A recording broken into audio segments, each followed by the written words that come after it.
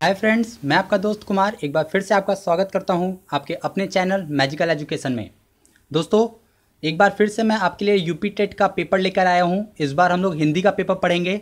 2014 में जो पेपर आया था यूपी टेट का, हिंदी के 30 क्वेश्चंस, उस पर हम लोग डिस्कशन करने वाले हैं। सारे क्वेश्चंस और उसका आंसर मैं बताऊँगा। तो दोस्तों, अगर अभी तक आपने इस चैनल को सब्सक्राइब नहीं किया है तो सब्सक्राइब जरूर कर लीजिए, क्योंकि ऐसे ही इम्पॉर्टेंट एग्ज़ाम के वीडियोज़ आपको हमेशा मिलते रहेंगे, इंपॉर्टेंट क्वेश्चंस मिलते रहेंगे। अगर वीडियो पसंद आए तो लाइक कीजिए। अगर कोई क्वेश्चन समझ नहीं आता तो आप कमेंट कर सकते हैं, या अगर किसी वीडियो के लिए आप चाहते हैं कि आपके लिए कोई वीडियो बनाऊं मैं, तो आप मुझे कमेंट बॉक्स में बता सकते हैं। साथ ही दोस्तों, आप जिस भी सोशल मीडिया पर हैं, जैसे आप अगर इंस्टा पे हैं, ट्विटर पे हैं, फेसबुक पे हैं, जहाँ भी हैं, आप वीडियोज़ को शेयर कीजिए, ताकि आपके जैसे और भी स्टूडेंट्स जो कि इन एग्ज़ाम्स की प्रिपरेशन कर रहे हैं वो भी हमसे जुड़ सकें। चलिए दोस्तों, स्टार्ट करते हैं। सबसे पहला क्वेश्चन है फ्रेंड्स, भेजे मन भावन के उद्धव के आवन की सुधि ब्रजगाविनी मैं पावन जबै लगी, इस पंक्ति के रचनाकार कौन है? तो दोस्तों, इसमें उद्धव जी और श्री कृष्ण का वर्णन किया गया है। तो इस पंक्ति को लिखने वाले हैं जगन्नाथ दास रत्नाकर जी। रत्नाकर उनको उपाधि दी गई थी। तो जो इस पंक्ति के रचनाकार हैं उनका नाम है जगन्नाथ दास रत्नाकर। तो इसका डी ऑप्शन आपका सही होगा। नेक्स्ट क्वेश्चन है दोस्तों कि डॉक्टर नगेंद्र ने किस युग को स्थूल के प्रति सूक्ष्म का विद्रोह कहा है? तो डॉक्टर नगेंद्र ने भारतेंदु युग को स्थूल के प्रति सूक्ष्म का विद्रोह कहा था। तो आपका जो फर्स्ट ऑप्शन है भारतेंद्र युग, वो आपका सही ऑप्शन है। नेक्स्ट क्वेश्चन है दोस्तों कि मेरी तिब्बत यात्रा के रचनाकार कौन है? तो मेरी तिब्बत यात्रा जो एक कहानी है उसके रचनाकार हैं राहुल सांकृत्यायन जी। इन्होंने लिखा था इसको आपको याद रखना होगा। तो इसका सही ऑप्शन आपका डी है। चलिए नेक्स्ट क्वेश्चन देख लेते हैं। नेक्स्ट पूछा है क्वेश्चन कि किसी बात का गूढ़ रहस्य जानने वाला वाक्य के लिए एक शब्द क्या होगा?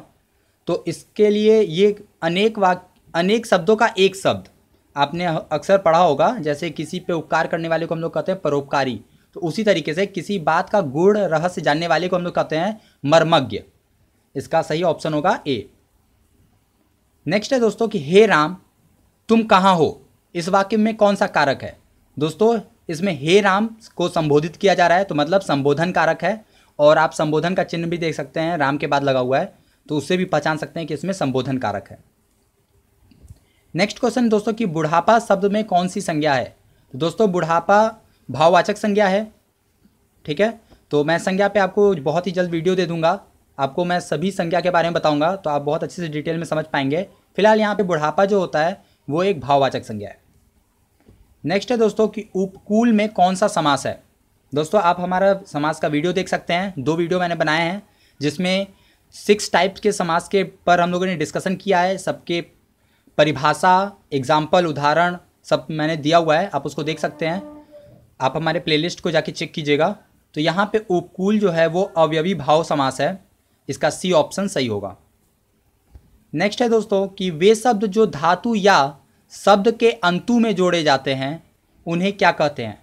उनको प्रत्यय कहते हैं दोस्तों। जो शब्द के अंतु में मतलब अंत में जोड़े जाते हैं उनको प्रत्यय कहते हैं। नेक्स्ट है दोस्तों कि निम्न में से किस शब्द में उपसर्ग का प्रयोग हुआ है? तो उपकार में उपसर्ग का प्रयोग किया गया है, इसलिए इसका ऑप्शन सही है सी। नेक्स्ट है दोस्तों कि औंधी खोपड़ी एक मुहावरा है, इसका अर्थ क्या है? इसका अर्थ होता है मूर्ख होना। औंधी खोपड़ी मतलब जिसके पास खोपड़ी औंधा जाए, औंधाने का मतलब हो जाए कि उल्टी हो जाए।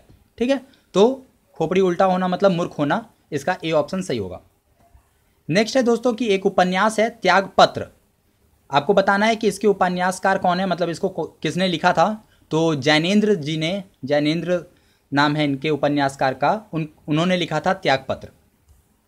नेक्स्ट है दोस्तों कि हिंदी साहित्य के इतिहास के संबंध में modern vernacular literature of Hindustan किसने लिखा है? तो ये लिखा है दोस्तों जॉर्ज अब्राहम ग्रियर्सन ने। तो इसका सही ऑप्शन आपका बी होगा। नेक्स्ट है दोस्तों कि निम्न में से कौन सा वाक्य शुद्ध है? तो आप हमारा एक और वीडियो देख सकते हैं जिसमें मैंने आप बहुत सारे ग्रामर के बारे में बताया है। आप प्लेलिस्ट में चेक कीजिएगा। मैंने बताया है कि हम लोग नॉर्मली क्या कॉमन मिस्टेक्स करते हैं ग्रामर में, अक्सर हिंदी व्याकरण में। तो आप उसको देख सकते हैं, वीडियो को प्लेलिस्ट जरूर चेक किया कीजिए दोस्तों, क्योंकि उसमें बहुत काम के वीडियोस आपको मिलेंगे।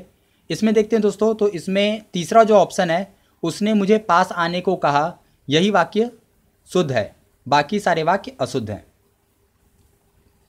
नेक्स्ट है दोस्तों कि मूक होई बाचाल पंगु चढ़ई गिरिबर गहन जासु कृपा सो दयाल द्रवऊ सकल कलिमल दहन।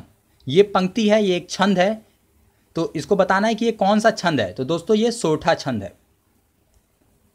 नेक्स्ट है दोस्तों कि कौन सी वर्तनी शुद्ध है। वर्तनी मतलब शब्द होता है, कौन सा शब्द इसमें से शुद्ध है। तो सब विशेष लिखा है, तो कौन सा विशेष सही तरीके से लिखा है। तो पहला ऑप्शन आपका सही है कि ये वाला विशेष आपका सही तरीके से लिखा गया है।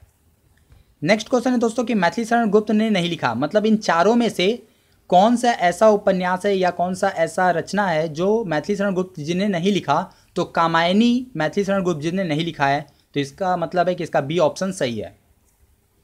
नेक्स्ट है दोस्तों कि चौराहा शब्द में कौन सा समास है। चौराहा में दोस्तों देख सकते हैं आप, चौराहा का मतलब होता है चार राह। पहला इसका जो वर्ण है वो एक नंबर है, मतलब यहाँ पे द्विगु समास होगा। आप प्लेलिस्ट में जाकर समास का वीडियो देखिए, आपको बहुत अच्छे से समझ में आएगा कि समास किसे कहते हैं और वो कितने प्रकार के होते हैं। नेक्स्ट है दोस्तों कि बिना पढ़ा हुआ अंश वाक्यांश के लिए शब्द होगा, मतलब अपठित।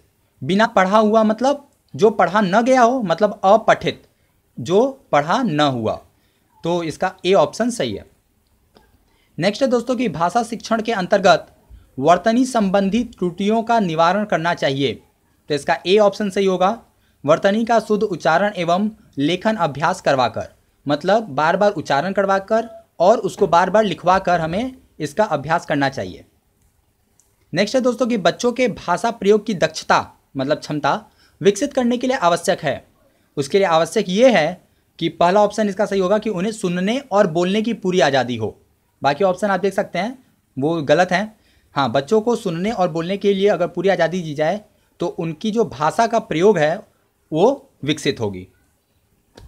नेक्स्ट है दोस्तों कि वर्णों के उस समूह को जिससे कोई निश्चित अर्थ निकलता है क्या कहते हैं।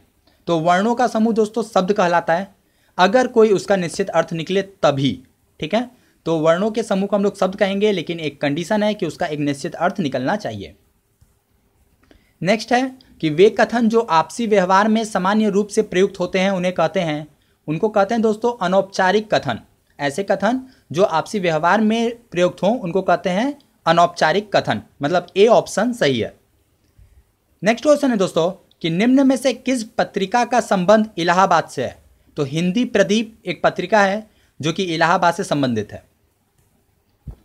इसी तरीके से नेक्स्ट क्वेश्चन देख लेते हैं कि सरस्वती पत्रिका के संपादक। तो सरस्वती पत्रिका के संपादक का नाम है दोस्तों महावीर प्रसाद द्विवेदी। ये क्वेश्चन 2015 में पूछा गया है, तो इंपॉर्टेंट क्वेश्चन है, इसको अच्छे से याद कर लीजिए। नेक्स्ट है कि निम्न में से कौन सा शब्द अमात्रिक है, मतलब किसमें मात्रा नहीं है। तो बहुत आसान है, सब में आप देख सकते हैं, किसी में आ की तो किसी में ई की मात्रा है, लेकिन सी ऑप्शन में कोई मात्रा नहीं है, कलरव, तो इसमें कोई भी मात्रा नहीं है, तो ये शब्द जो है अमात्रिक है। नेक्स्ट है तरनी तदुजा तट तमाल तरुवर बहुछाय में कौन सा लकार है। दोस्तों इसमें आप देख सकते हैं कि जो त शब्द है, जो त वर्ण है, त अक्षर, वो बार बार आ रहा है। इसका मतलब यहाँ पे अनुप्रास अलंकार है। आप मेरा अलंकार का भी वीडियो देख सकते हैं। मैं बार बार बोल रहा हूँ दोस्तों, प्लेलिस्ट जरूर चेक कीजिए, क्योंकि प्लेलिस्ट में आपके काम के बहुत सारे वीडियोज़ मिलेंगे। प्लेलिस्ट में आप देखिएगा कि अलंकार का एक वीडियो है, बहुत सारा उसमें अलंकारों के बारे में मैंने आपको बताया है।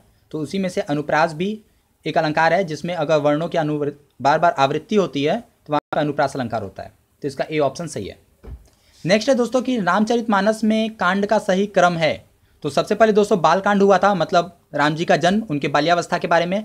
उसके बाद अयोध्या कांड, जिसमें कैकेयी जी दशरथ जी को बोलती हैं कि उनको वनवास भेजा जाए और भरत को गद्दी दी जाए, मतलब शासन करने के लिए राजा बनाया जाए। उसके बाद सुंदर कांड हुआ था दोस्तों, जब हनुमान जी अशोक वाटिका पहुंचते हैं और सीता जी को बताते हैं कि वो उनको राम जी ने भेजा है। और फिर लंका कांड हुआ था, जब रावण का वध करते हैं राम जी। तो ये एक सही क्रम है, पहले बाल कांड, फिर अयोध्या कांड, फिर सुंदर कांड, फिर लंका कांड। तो बी ऑप्शन आपका सही है। नेक्स्ट है दोस्तों कि पराधीन सपनेहू शंख नाही, ये एक रचना है। ये रचना किसने लिखी है? तो ये रचना तुलसीदास जी ने लिखी है, तो इसका डी ऑप्शन सही होगा। नेक्स्ट है दोस्तों कि वह थोड़ा बीमार है। इस वाक्य में थोड़ा कौन सी क्रिया विशेषण है? दोस्तों कई प्रकार के क्रिया विशेषण होते हैं, तो इसमें परिणामवाचक क्रिया विशेषण है। अगर आप कहेंगे तो मैं क्रिया विशेषण पे वीडियो बना दूंगा। तो ये है परिणामवाचक क्रिया विशेषण जो कि परिमाण बता रहा है। तो परिमाणवाचक क्रिया विशेषण आपका इसका सही आंसर है, मतलब ए सही आंसर है। नेक्स्ट है दोस्तों, लास्ट क्वेश्चन है ये, अमृतलाल नागर के किस उपन्यास में गोस्वामी तुलसीदास जी की जीवनी को आधार बनाया गया? तो मानस का हंस एक उपन्यास है जिसमें गोस्वामी तुलसीदास जी के जीवन को आधार बनाया गया है, तो इसका सी ऑप्शन सही है। तो ये थे दोस्तों 30 क्वेश्चन जो कि 2014 यूपी टेट में पूछे गए थे। सभी क्रम से क्वेश्चंस हैं, एक लाइन से आप देख सकते हैं सारे क्वेश्चंस और उनके आंसर्स मैंने बता दिए हैं आपको। आई थिंक आपकी हेल्प हो गई होगी कि 2000 का पेपर आपका हिंदी का सॉल्व हो गया होगा। अगर आपको वीडियो पसंद आया तो लाइक कीजिए, सब्सक्राइब जरूर कर लीजिए, हमसे जुड़ जाइए क्योंकि ऐसे ही बहुत सारे वीडियोस आपको डेली मिलते रहेंगे। तो वीडियोस देखिए, लाइक कीजिए, कमेंट कीजिए, शेयर कीजिए, सब्सक्राइब कीजिए और इसी तरीके से सपोर्ट करते रहिए। Okay friends, see you, have fun. Subscribe Subscribe. Subscribe. Subscribe. Please subscribe कर दो। Please. कर भी दो ना। Subscribe. प्लीज़ सब्सक्राइब कर दो।